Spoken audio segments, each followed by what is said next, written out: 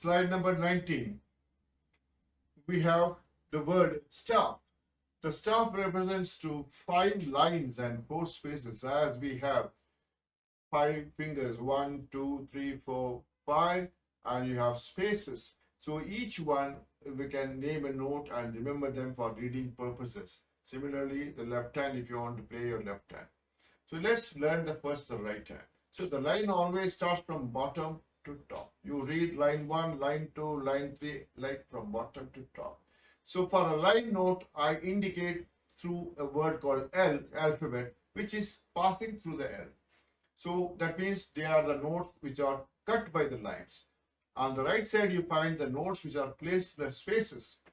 They are sitting in between the two lines. Line 1, line 2, there's a space.